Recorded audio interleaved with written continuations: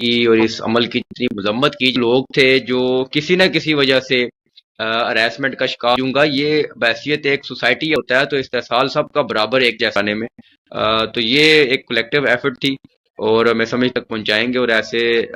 دیں یقیناً آگے بڑھیں اور انشاءاللہ ہم اس کیس کو یاد پر اور جو میں سمجھ گر ثابت ہوگا جی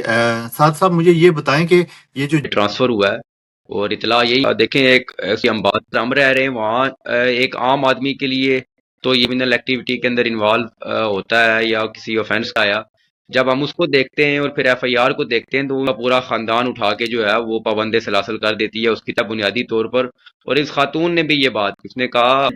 ٹرمپ کے لیے اور ایک عام شہری کے لیے قانون برابر ہے وقت میں سمجھتا ہوں کہ یہ ایک جہد مسلسل ہے گزشتہ 78 کی کوشش کی میں سمجھتا ہوں کہ ابھی ہم اس طرح قوم بن نہیں پائے لیکن وہ جو لوگ نکلے وہ بالکل برادری ازم کہ اس کو کس نے قتل کیا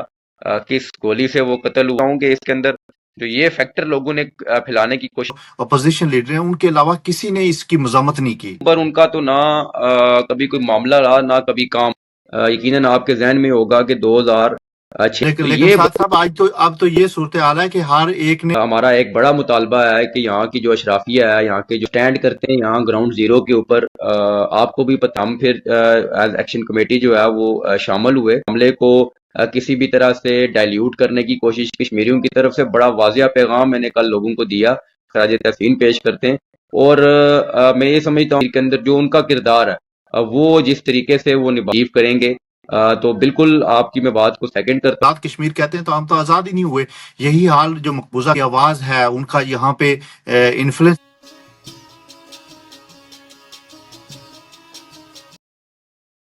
السلام علیکم ناظرین میں ہوں آپ کا میزبان محمد اورنگزیب نیو یارک امریکہ سے آپ سے مخاطب ہوں میرے ساتھ آج مہمان شخصیت ہیں جناب سعد انصاری ایڈوکیٹ صاحب ممبر عوامی جوائنٹ ایکشن کمیٹی میرپور سعد صاحب تھینک یو سو مچ آپ نے ٹائم دیا کیا حال ہے آپ کا جی جی بسم اللہ الرحمن الرحیم جی بہت بہت شکریہ اورنگزیب صاحب آپ ٹھیک ہیں خیریت سے جی الحمدللہ سعد صاحب یہ جو گزشتہ دنوں جو آپ نے میرپور کے لوگوں نے اور اس جو ہماری بہن جس کے ساتھ ایک قانون نافذ کرنے والے ادارے کا ایس ایچ او اور اتنی بے شرمی سے اس نے جو حرکات اس کے ساتھ کی ہیں جو زیادتی کرنے کی کوشش کی ہے اس پہ پورا میرپور اور پورے آزاد کشمیر کے لوگوں نے سراپا احتجاج تھے اور اتنا بڑا پروٹیسٹ تھا کہ میں سمجھتا ہوں کہ میں ہمیشہ یہ کہتا تھا کہ شاید میرپور کے لوگ جاگنے میں تھوڑی تاخیر کر دی ہے اس طرح کے ظلم و زیادتی کافی عرصے سے ہو رہی ہیں اور آپ اسپیشلی اس پہ بڑے ایکٹیو تھے اپنا اس میں اہم کردار ادا کیا مجھے صرف یہ بتائیں کہ یہ جو پروٹیسٹ تھا یہ آپ کیا سمجھتے ہیں کہ یہ لوگوں کی آواز ان حکمرانوں کو جگانے کے لیے کافی ہے جی بسم اللہ الرحمن الرحیم جی اورنگزیب صاحب بہت بہت شکریہ آپ کا بالکل یہ ایک تو میں سمجھتا ہوں کہ یہ جو واقعہ ہوا انتہائی قابل مذمت واقعہ ہے اور اس واقعے کی اور اس عمل کی جتنی مذمت کی جائے میں سمجھتا ہوں کم ہے سب سے پہلے تو میں سمجھتا ہوں کہ جس سوسائٹی میں ہم رہ رہے ہیں جس طرح کی سماج کے اندر ہم زندگیاں گزار رہے ہیں جس نظام کے اندر ہم زندگیاں گزار رہے ہیں اس نظام کے اندر ہماری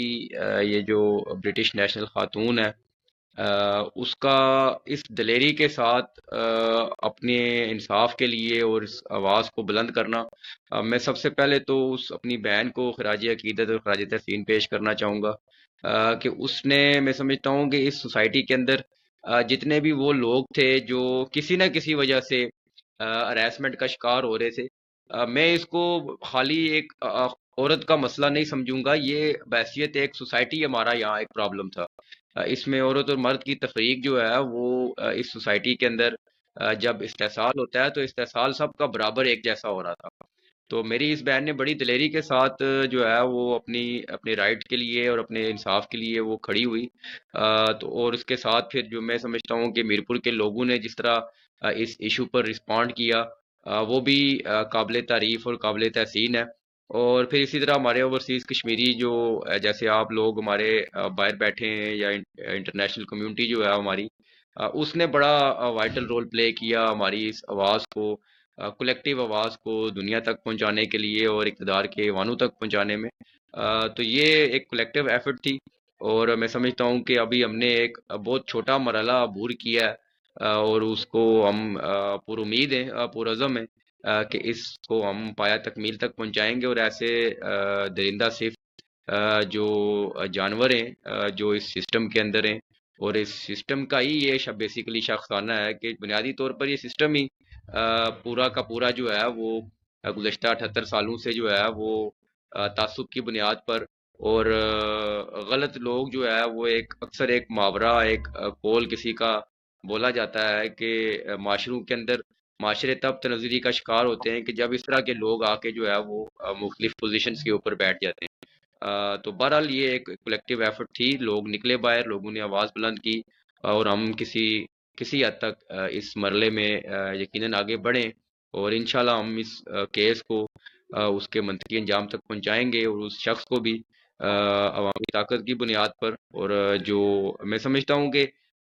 جہاں تک عوامی طاقت کی بات ہے یا عوام کی جرت کی بات ہے، اس کا ایک یہ پہلو ہے. دوسرا یہ ہے کہ اس جدوجہد کے نتیجے سے جو اس وقت پاکستانی زیر انتظام جموں کشمیر کے جو یہاں ادارے ہیں اور جو یہاں کا سسٹم ہے،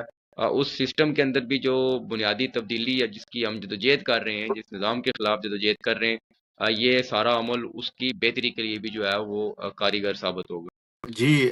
ساتھ صاحب مجھے یہ بتائیں کہ یہ جو جج والا معاملہ ہے وہ کیا معاملہ ہے جو ایک جج کا جو سکینڈل سامنے آیا ہے ابھی؟ جج صاحب کے حوالے سے تو بیسیکلی وہ اس خاتون کے ساتھ جو کنورزیشن ہے وہ وہی ہمارے سامنے آئی ہے. اب اس کی ظاہر سی بات ہے، جو ایک تو جو محکمانہ کارروائی ہوتی ہے اس کی اطلاعات تو ہیں کل سے، کہ ہماری جو چیف جسٹس ہائی کورٹ ہیں وہ میڈیا کے توسط سے ہی میرے تک معلومات ہیں. کوئی آفیشیل بات تو جوڈیشری کی طرف سے اس طرح نہیں آئی. یقیناً ان کا یہاں سے جو جس سیٹ پر وہ یہاں بیٹھے تھے ان کا یہاں سے ٹرانسفر ہوا ہے، اور اطلاع یہی ہے کہ ان کو طلب کیا گیا ہے ظفر آباد چیف جسٹس راج. لیکن ساتھ صاحب ایسے مجرموں کو سزا نہیں ہونی چاہیے؟ کوئی قانون اس کے بارے میں ان کو کیوں اتنی پروٹیکشن دیتا ہے؟ آپ ایک دیکھیں، وکیل ہونے کی حیثیت سے کیا کہیں گے؟ میں بحثیت وکیل بھی، مطلب ہم تو دیکھیں ایک سوشل ایکٹیوسٹ، ایک سیاسی ایکٹیوسٹ کے طور پر بھی اور ایک وکیل کے طور پر بھی اداروں کا بنیادی طور پر یہ فرض ہے کہ وہ چونکہ ادارے لوگوں کے لیے بنتے ہیں اور لوگ ہی یہ ادارے بناتے ہیں. قانون بھی جس قانون کی ہم بات کر رہے ہیں، یہ قانون بھی ایک انسان کا بنایا ہوا یا لوگوں کا قانون ہے. تو اس قانون کے اندر جو بنیادی قانون بنانے کی جو منشا ہے یا اس کا جو اسپرٹ ہے، وہ یہی ہے کہ ڈیٹرنس آف لا جو ہے وہ قائم ہو. اب مسئلہ جو ہمیں درپیش آ رہا ہے اس سسٹم کے اندر وہ یہ ہے کہ اس سسٹم کے اندر دو طرح کے قوانین ہیں. بظاہر تو بک آف لا کے اندر تو ایک قانون موجود ہے کہ جو بھی کسی بھی طرح کی آفینس کے اندر انوالو ہوگا تو سزا و جزا کے عمل سے اس کو گزرنا پڑے گا. لیکن جس ماحول کے اندر ہم رہ رہے ہیں وہاں ایک عام آدمی کے لیے تو یہ سارا کچھ امپلیمنٹ ہو جاتا ہے، لیکن جب کوئی طاقتور اس طرح کا وہ کسی بھی محکمے کے اندر ہو، کسی بھی ادارے کے اندر ہو، جب وہ کسی کرمنل ایکٹیویٹی کے اندر انوالو ہوتا ہے یا کسی آفینس کا وہ ہوتا ہے، تو وہاں پھر جو طریقہ کار ہے یا وہاں جو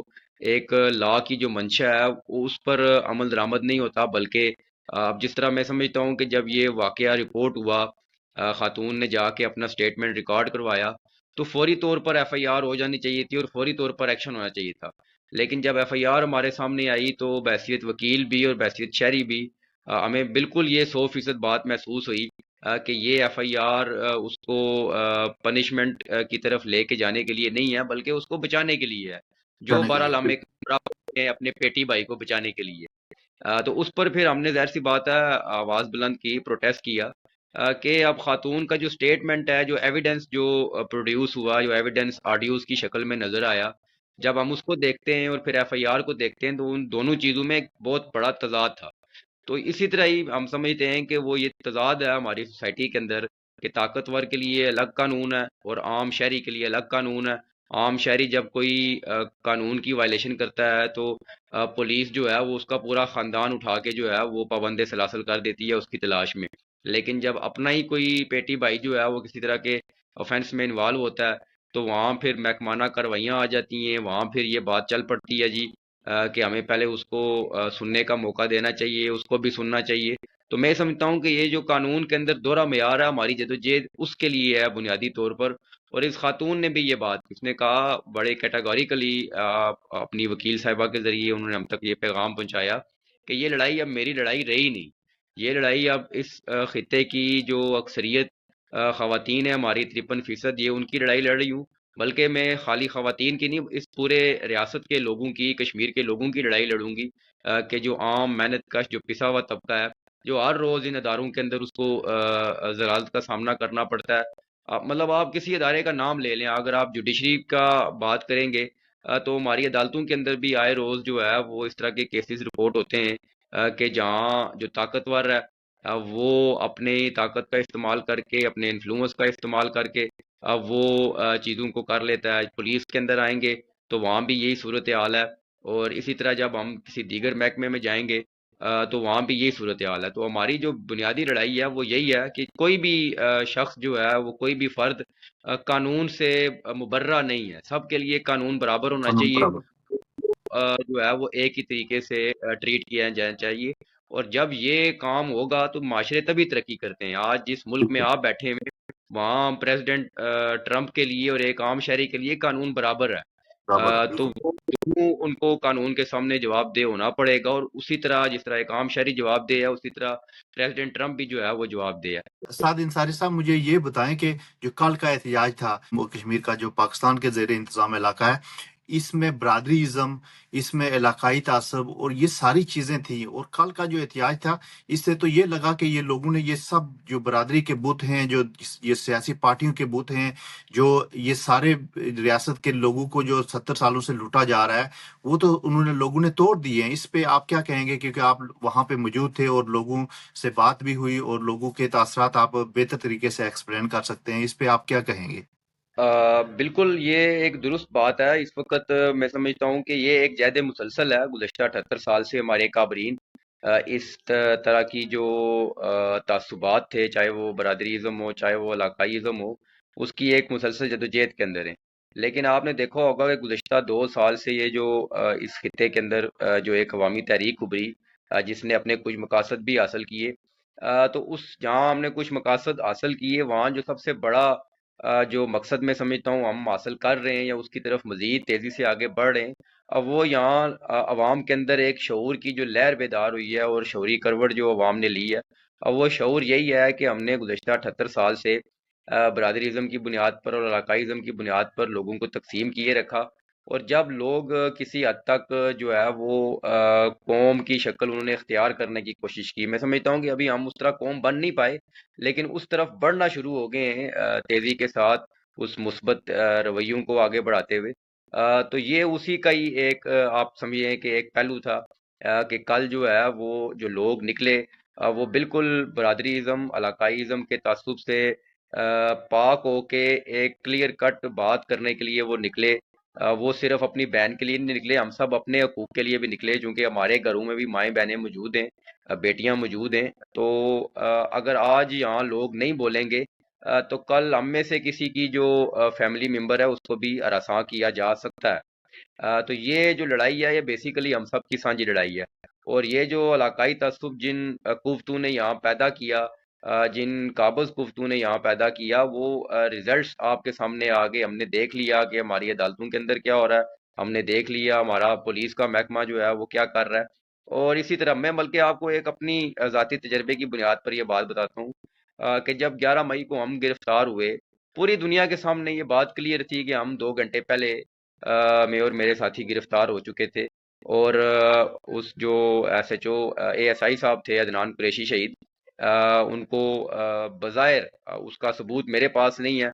اس کی کبھی بھی انہوں نے اس طرح کی انکوائری نہیں کی کہ اس کو کس نے قتل کیا، کس گولی سے وہ قتل ہوا، کس کے پاس ویپن تھا۔ تو لیکن وہ قتل ہم پر ڈال دیا گیا، ہم پر وہ 302 بھی ڈال دیا گیا، ہم پر ATA بھی لگا دیا گیا، ہم پر وہ جو دفعات بنتی تھی اب وہ ساری ہم پر ڈال کے، اور ہماری تفتیش شروع ہوگی، ٹارچر شروع ہو گیا ہمارے دوستوں کے اوپر، اور پھر جگہ جگہ پکڑ دکڑ اور چھاپے مارنا شروع کر دیے گئے۔ لیکن اینڈ آف دی ڈے یہی بات آئی کہ ہم لوگ چونکہ پہلے دن ہی انوسینٹ تھے، اور ہماری جدوجہد جو ہے وہ پرامن سیاسی بنیادوں کے اوپر تھی۔ لیکن جب ہم اس کیس کو دیکھتے ہیں، تو جب اپنا پولیس والا جو ہے وہ اس میں انوالو ہوا، تو کس طرح جو ہے وہ بہت ساری طرفوں سے آوازیں اٹھنا شروع ہوگی، اور وہ آوازیں جو ہے وہ اس بنیاد پر اٹھی کہ پولیس والا ہے، یا کوئی ہماری برادری سے اس کا تعلق ہے۔ حالانکہ ہم نے ہمیشہ یہ بات کی کہ یہ جنگ، یہ لڑائی، یہ کسی برادری کے خلاف لڑائی نہیں ہے، یہ ہماری سب کی سانجھی لڑائی ہے، اور یہ اس برادریزم کے تعصب کی بنیاد پر ہم یہاں تک پہنچے۔ لوگ جب آٹا لینے کے لیے نکلے، بجلی کی ڈیمانڈ کی، تو وہ سب برادریوں کے لیے بجلی ایک جیسی انہوں نے استعمال کرنی ہے، آٹا سب برادریوں نے کھانا ہے۔ تو جب بالکل بات مشترکہ طور پر حقوق کی ہے اور مشترکہ جدوجہد کی بنیاد پر ہے، تو میں سمجھتا ہوں کہ اس کے اندر جو یہ فیکٹر لوگوں نے پھیلانے کی کوشش کی، الحمدللہ ہم اس میں ہم کامیاب ہوئے، اور میں اس میں سب کو کریڈٹ دیتا ہوں، یہ کوئی اکیلا ایکشن کمیٹی کا کریڈٹ نہیں ہے۔ یہ کلیکٹیو ایفرٹ ہے سب کی۔ سعد انصاری صاحب، مجھے یہ بتائیں کہ یہ 53 جو ہم نے، جن کو ہم اسمبلی میں ووٹ دے کے بھیجتے ہیں یا جیسے بھی وہ اسمبلی میں جاتے ہیں، ان کا اس سارے واقعے میں کیا کردار ہے؟ میں تو اسپیشلی جو صدر ریاست ہیں وہ ہمارے اسی حلقے سے ہیں، بیان نہیں ہے، بلکہ میں سمجھو کہ 53 جو جتنے لوگ ہیں ان میں سے صرف ایک خواجہ فاروق احمد صاحب جو اپوزیشن لیڈر ہیں، ان کے علاوہ کسی نے اس کی مذمت نہیں کی۔ کیا وجہ ہے یہ؟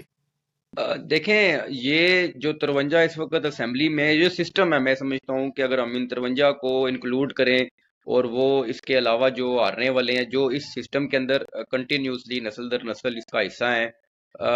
وہ کبھی بھی ان چیزوں پر ان کا تو نہ کبھی کوئی معاملہ رہا، نہ کبھی کام رہا۔ تو یہ تو لوگوں نے اب بات کرنا شروع کی ہے کہ یہ 53 ان کی جو اصل ذمہ داری، تو ایک علاقے میں اگر کوئی اس طرح کا انسیڈنٹ ہوتا ہے تو وہاں کا جو متعلقہ ایم ایل اے ہے یا منسٹر ہے، یہ بیسک رسپانسبلٹی اس کی ہوتی ہے۔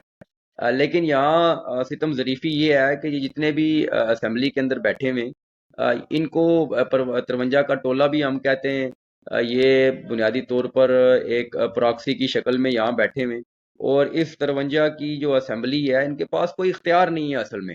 ہم چونکہ بہت دوسرا ساتھ زیادہ، صاحب، میں آپ کی بات کاٹ رہا ہوں کہ ایک اور وجہ یہ ہے کہ موسٹلی جو وہاں پہ اسمبلی میں پہنچتے ہیں یہ کرمنل ہیں، یہ ان ایجوکیٹڈ ہیں، اور ان کا جو کام ہے قانون سازی کرنا، وہ تو قانون کے بارے میں تو جانتے بھی نہیں ہیں۔ تو دیکھیں نا، ہم یہ جو 53 وہاں پہنچتے ہیں، جو گزشتہ 77-78 سال سے جو لوگ الیکٹ ہو کے وہاں جا رہے ہیں، وہ کس بنیاد کے اوپر جا رہے ہیں؟ آیا وہ اپنی پولیٹیکل نظریات کی بنیاد پر جا رہے ہیں؟ بالکل نہیں، وہ وہاں جا رہے ہیں یا تو برادری کی بنیاد پر یا پیسے کی بنیاد پر۔ ابھی ہمارے سامنے بالکل ایک مثال موجود ہے، ہم سب جانتے ہیں تنویر الیاس صاحب، ہمارا ان سے کوئی ذاتی جھگڑا نہیں ہے، لیکن آیا وہ اس کیلیبر کی شخصیت ہیں کہ وہ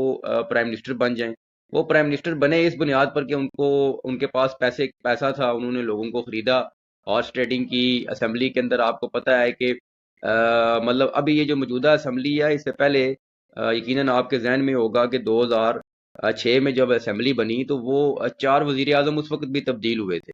تو اب یہی کچھ یہاں جو ہے وہ چل رہا ہے، ایک وزیر اعظم تبدیل ہوتا ہے، سارے اس کے خلاف پہلے عدم اعتماد کرتے ہیں، پھر جو نیا وزیر اعظم آتا ہے پھر اس کو وہی سارے ووٹ دے رہے ہوتے ہیں، اور 6 مہینے سال کے بعد پھر اسی وزیر اعظم کے خلاف عدم اعتماد آتی ہے، اور جنہوں نے اس کو الیکٹ کیا ہوتا ہے وہی اس کے خلاف عدم اعتماد کر رہے ہوتے ہیں۔ تو لیکن یہ ساتھ صاحب، اب تو یہ صورتحال ہے کہ ہر ایک نے وہ تیار بیٹھا ہوا ہے شیروانی سلوا کے کہ مجھے وزیر اعظم بنا دیں، جو بھی کہیں گے ہم مانیں گے، ہمیں وزیر اعظم بنا دیں۔ دیکھیں، یہ تو جو موجودہ پرائم منسٹر ہیں اس وقت ہمارے آزاد کشمیر کے، ان کا تو اپنا ویڈیو سامنے آئی، وہ کہیں اسلام آباد اپنے جو ان کا کشمیر ہاؤس ہے وہاں چہل قدمی کر رہے تھے، تو وہ یہ وہاں بات کر رہے تھے، وہ ویڈیو بن گئی، وہ پھر وائرل بھی ہوئی، جس میں وہ بڑا واضح طور پر کہہ رہے ہیں کہ بھائی جو لے کے آئے ہیں جب تک ان کی مرضی ہوگی تب تک میں رہوں گا۔ تو وہ جو لے کے آتے ہیں، آپ کو بھی پتا ہے وہ کون لے کے آتا ہے۔ بالکل تو انہوں نے یہ کہا کہ میں لوگوں کی ووٹ کی بنیاد پر الیکٹ ہو کے آیا ہوں یا مجھے اسمبلی نے ووٹ کیا ہے، بلکہ وہ سیدھا سیدھا یہ کہہ رہے ہیں کہ مجھے کوئی اور لے کے آیا ہے۔ تو جب آپ کو لے کے کوئی اور آ رہا ہے، آپ کا جو آپ کو یہ حکم دینے والا وہ کوئی اور ہے، تو پھر آپ کیا سمجھتے ہیں کہ ایسے لوگوں سے ہم کیا امید رکھیں گے کہ یہ یہاں لوگوں کے لیے قانون سازی کریں گے؟ میں آپ کو بتاؤں، دوران تحریک ہمارا ایک بڑا مطالبہ ہے کہ یہاں کی جو اشرافیہ ہے، یہاں کے جو اسمبلی ممبران ہیں، وزرائے اعظم ہیں، ان کی مراد جو ہے وہ ختم کی جائیں. ایک طرف آپ کہتے ہیں کہ ہمارے پاس وسائل نہیں ہیں، اور دوسری طرف آپ کی جو ہے وہ کروڑوں کی مراد ہیں. تو جب یہ بات ہم نے کی تو اسی عرصے کے دوران انہوں نے ایک بل پاس کیا جس کے اندر مزید الاؤنس جو ہے وہ ان ایم ایل ایز کو جاری کیے کہ ان کے مہمان آتے ہیں تو ان کے پاس چائے پلانے کے پیسے نہیں ہوتے، تو جی انٹرٹینمنٹ کی بالکل، مد ان کو یہ سعد صاحب، یہ 50 لاکھ روپے بہت بہت بڑا المیہ ہے. سعد صاحب مجھے یہ بتائیں کہ اوورسیز کشمیریوں کا کردار اسپیشلی اس کیس میں، ہمارے انگلینڈ کے جو بھائی ہیں عاشق فردوسی صاحب، ان کا بڑا، ان کی پہلی ویڈیو انہوں نے جب بنائی اور اس پہ ولاگ بنایا اور وائرل ہوئی، اور اس کے بعد سے یہ سارے معاملات چلے. میں